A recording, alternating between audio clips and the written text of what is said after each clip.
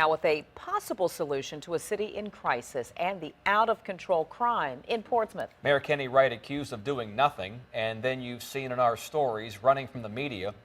Only at 10 on your side, or only on 10 rather, a Portsmouth City Councilman steps up with the first new suggestion we've heard. Andy Fox is here now with more. Andy. Tom and Nicole, Councilman Danny Meeks came to us because he does have a plan. He's mentioned it at City Hall with little attention, he says. We're listening because we care about solutions to make communities safer. When you heard that the murder rate had doubled over last year, what did you think?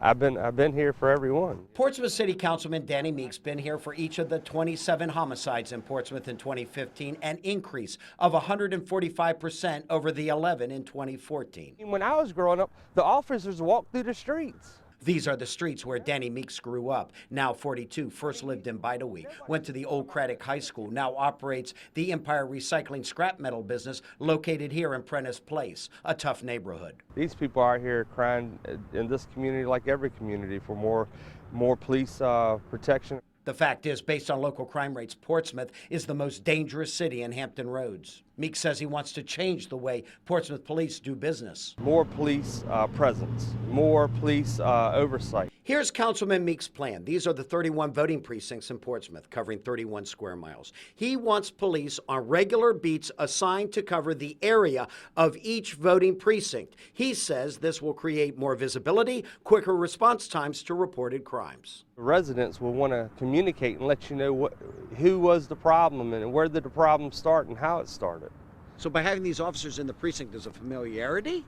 Yes, and it becomes a little bit more friendlier to deal with that one person that you know and trust. Meeks thinks this election precinct plan will create ownership, connecting citizens with police. If you put one in every precinct, you could have 3 guys there within a matter of minutes.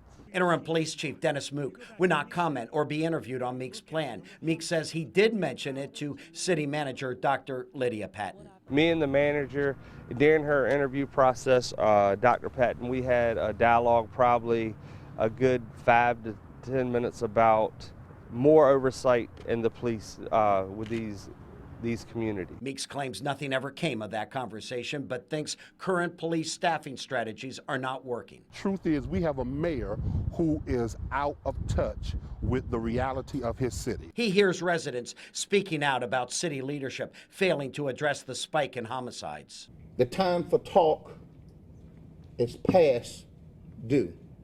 It's time for action.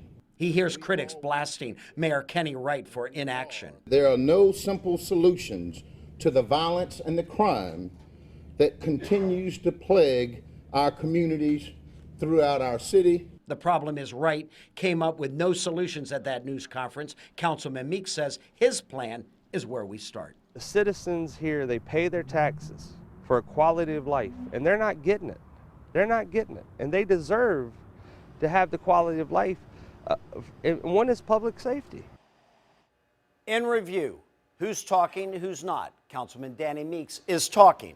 Interim Police Chief Dennis Mook is not talking. He has no comment on the plan. City Manager Dr. Lydia Patton said she would get back with us.